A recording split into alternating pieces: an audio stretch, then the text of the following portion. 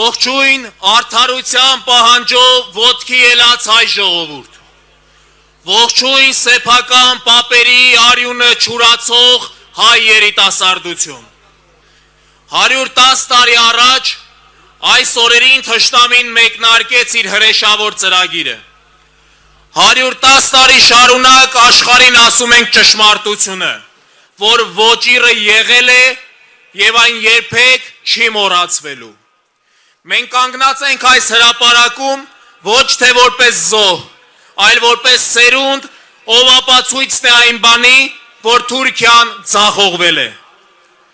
110 տարի առաջ նրանք մտածում էին, թե կվերացնեն մեզ, կջնջեն մեր հետքը պատմությունից, բայց այսօր,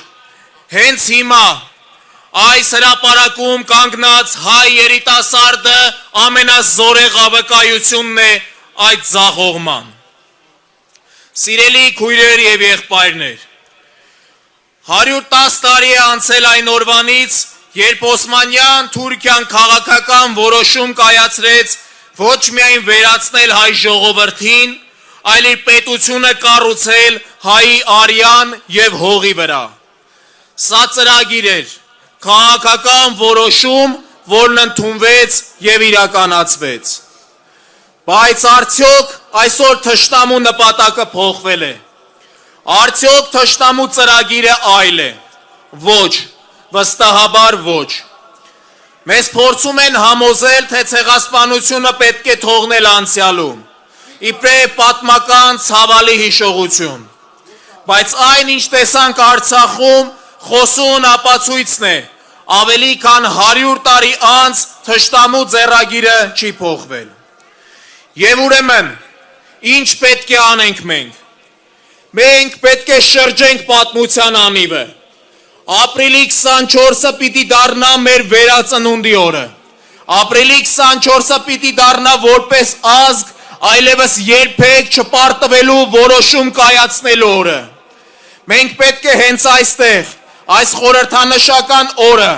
ինքներս մեզ խոստանանք, որ այլևս երբեք չենք պարտվելու, այլևս երբեք թույլ չենք տալու մեզ կոտորել,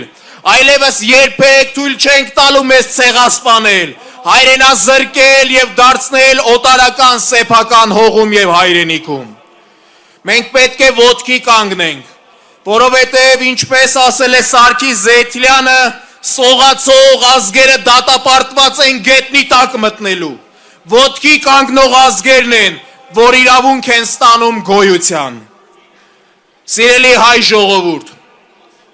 ապրիլի 23-ի այս ժայռով երթը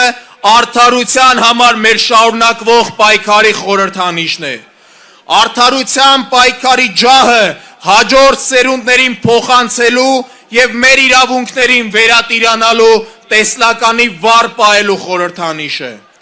Այսօր, վաղը,